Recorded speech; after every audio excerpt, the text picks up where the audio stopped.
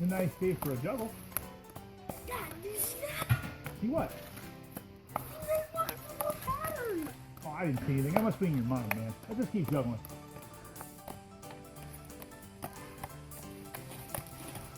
Whoa! Did you see that? Dad, it told me there was some What? here. What was that? I don't know. Ah! Oh no!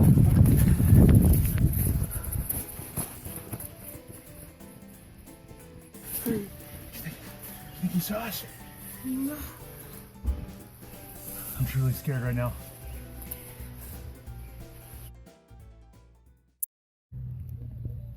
Can you think of a time when you were truly afraid? I was on a hiking trip a few years ago in Colorado. My brother-in-law and I arrived earlier than the people we were going to meet with, and we were looking for a camping spot for free.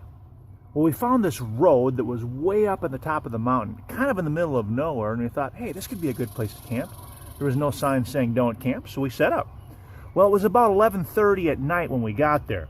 And so we started setting up, and it was kind of eerie because it was dark and there was wind and there was noise, but we thought, well, we'll just keep our food away from the tent. Hopefully no animals will come and get us.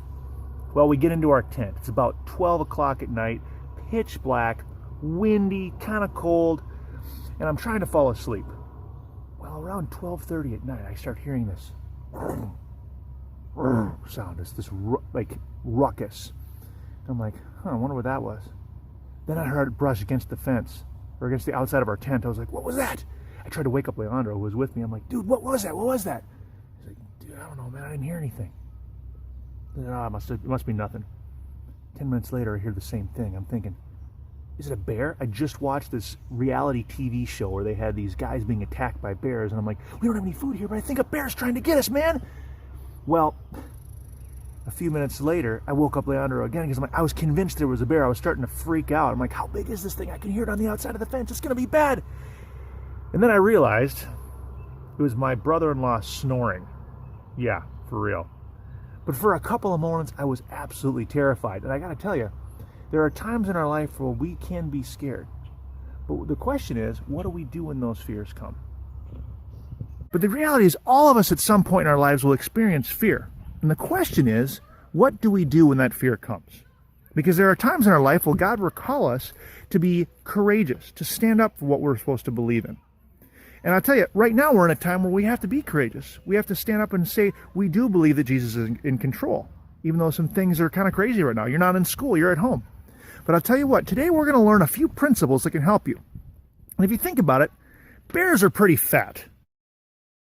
I mean, they're big animals, but a lot of times they're fat. They eat a lot of food. And so I want you guys to think about this. Remember the principle FAT, fat, as we go through what we're going to learn today.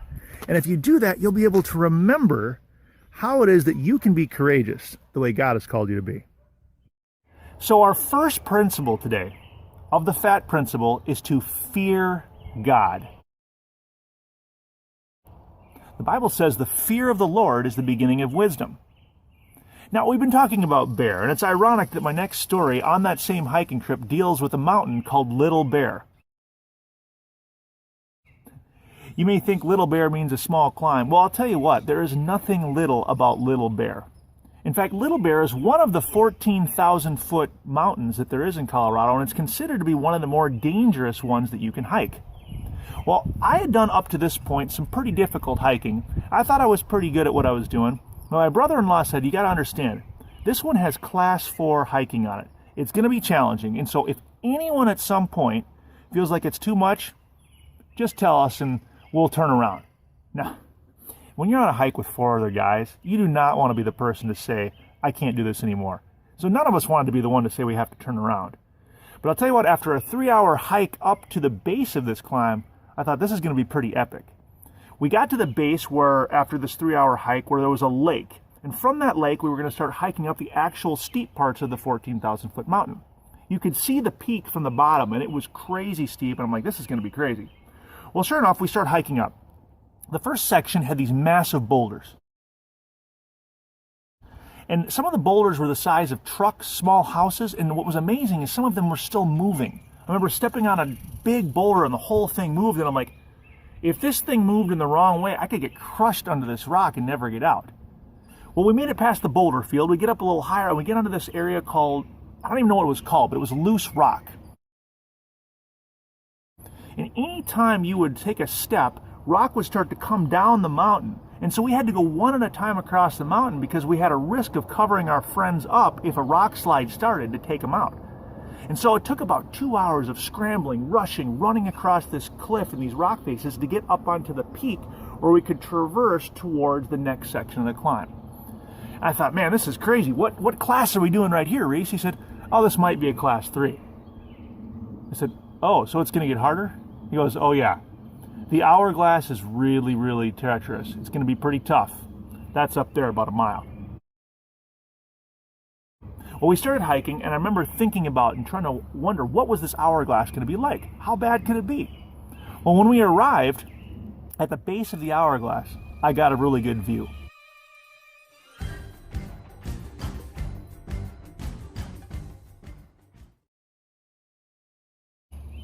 There was some water running down the middle. It was extremely steep, steep enough that I thought for sure you needed ropes. We didn't have any. All there was a rope that somebody had hung from the top that was hanging through the middle of this ravine.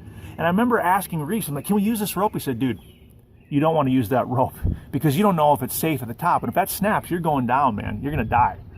And so the goal was to have at least 3 points of contact on this climb as we started up. Well, there were 4 of us on the trip. I went last. As we started to go up this hiking trip, or a hiking section, which was called the hourglass, I got about 30 to 40 feet up, and then I got stuck. I couldn't figure out where to put my hand next. I couldn't figure out where to put my foot next. And I was like, where do I go from here? As I started to struggle to find a place to put my hand, I started to get a little bit nervous, and I looked behind me. I realized I was up probably 60 feet before where we'd actually started, but then after that little spot we were on, it was probably another 500 feet all the way to the bottom. In other words, if I slipped and fell, I probably wasn't coming out alive. I started to be a little bit panicky and tried to take a deep breath and say, how do I get down? I shouted up to my brother-in-law, Reese. I said, Reese, dude, I don't know if I can get off this mountain, man. I'm in trouble. He said, okay, hold on. I'm going to try to come down and help you. He managed to try to get down and down this rock. He got around me and was able to help me get off, but it took over a half an hour probably to get off of this thing back to where we started. But then the question became, do I try it again? Now, I didn't want to be the person to tap out. I did not want to be the person that would say, sorry guys, I can't go any farther. But at that point I started to realize that my fear of that mountain was way greater than my fear of the rejection or even being teased for this mountain. I said, guys, I'm sorry. I got to turn around. This is too much. The problem was we were only 20 minutes from the top. We could almost see it. We could almost smell it. But I knew that if I messed up, I could die, and I didn't have the experience yet to get up this climb. Well, as we turned around, it ended up being a blessing because less than 15 minutes after we turned around, a massive storm front came in and started dumping water and lightning right on that spot. Now, if we hadn't got down early, we could have been stranded up there. But it was interesting to hear that many of the other guys were pretty scared as well. And after getting a chance to see it, my brother-in-law was able to go back the next day and hike up. But the point is this. When you fear God and you realize the power that he has, the fact that he created the universe, the fact that he caused the flood, the fact that he can heal any disease, he can do anything, your fear of him will be greater than the fear of what you're most scared of. Maybe you're scared of the coronavirus. Okay, there's probably reason to be scared. But the reality is, our fear of God should be greater than that because God is in control. And if he wanted to, he could wipe it out right now. And so our first step in our toolbox that we can have of the FAT principle today is to fear God. Because when you fear God, he will make you unafraid of the other things around because of the power that he has. Just like that mountain. When I was more afraid of that mountain than I was of my friends, I didn't care what they thought anymore because I had more fear for that mountain. And that fear of that mountain gave me the strength to do what was right in that moment. Fear God. That's the step one to becoming the person of courage that God has called you to be. Do you remember the story of Moses? Moses spent about 40 years running away from Egypt because he had killed an Egyptian when he was young. But then one day, he's out in the desert. And God comes up to him in the form of a burning bush and says, I want you to go back to Pharaoh and tell him to let my people go. Well, honestly, Moses feared God, but he was pretty afraid of Pharaoh at first, too. He had a little bit of a hard time. He's like, Lord, I fear you more than Pharaoh, but Pharaoh's a pretty creepy guy. I don't know how I'm going to do this. I don't even speak well. And so he ends up doing what our next principle is. He said, can you help me? I don't know how I'm going to do this. And so God provides. He provides him Aaron who can speak on his behalf, and together they go. And also he says, well, how am I supposed to give a sign to Pharaoh that this is going to work? What happens if he says no and doesn't let me do it? And God says, I'll provide you signs. He gives him his staff, and that staff turns into a snake, and he provides all the things he needs because he asked. And so step 2 today we need to work on is, and it's the tool in our toolkit for the FAT principle, to being courageous, is to ask God for help. Now, Matthew 21 verses 22 says, if you believe, you will receive whatever you ask in prayer.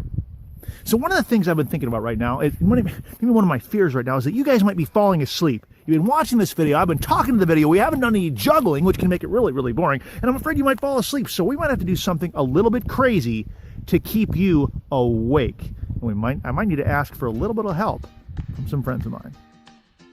Deanne, hey, I need to ask for your help because our second principle in the FAT principle today is to ask for help. And I'm afraid that the kids are falling asleep because I've been talking too much. So can you tell them a joke? Oh, yes. Just a minute.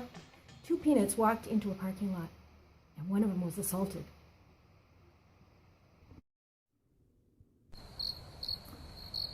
Wow. You know, I'm going to say that backwards. Wow.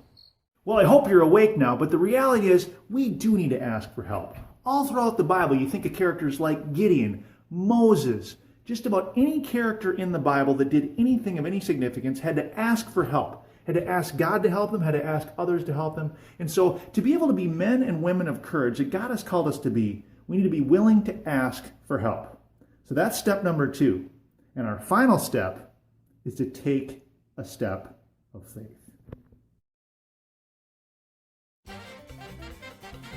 A few years ago, I had to take a step of faith. I felt like God was asking me to do something with juggling.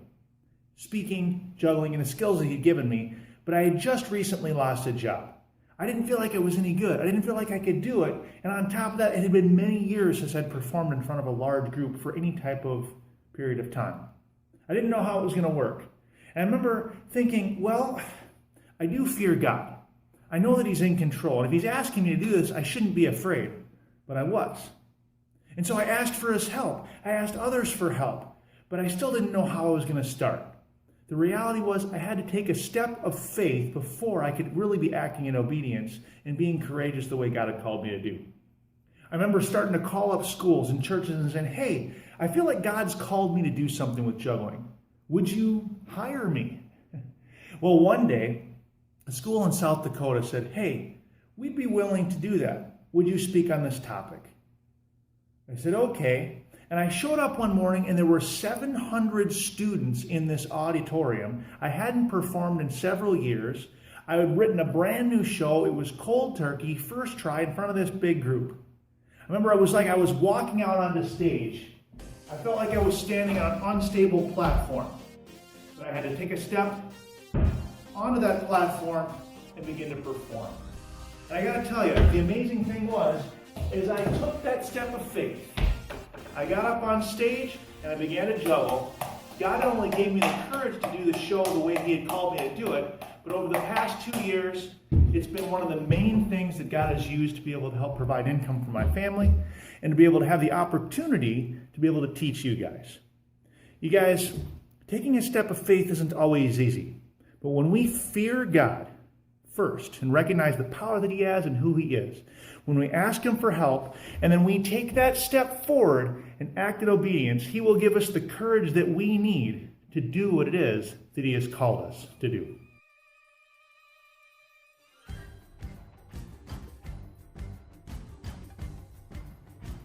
You know what, Teo? I've been hiding out for quite a while.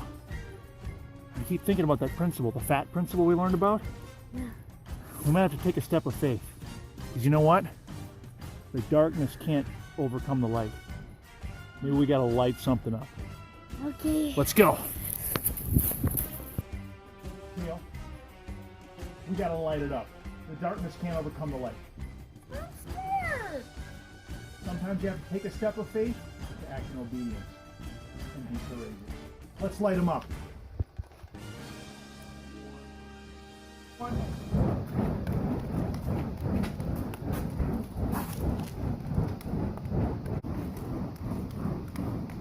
We're not afraid of you. What? Wait a minute. It's Gideon. We're We didn't have to be afraid.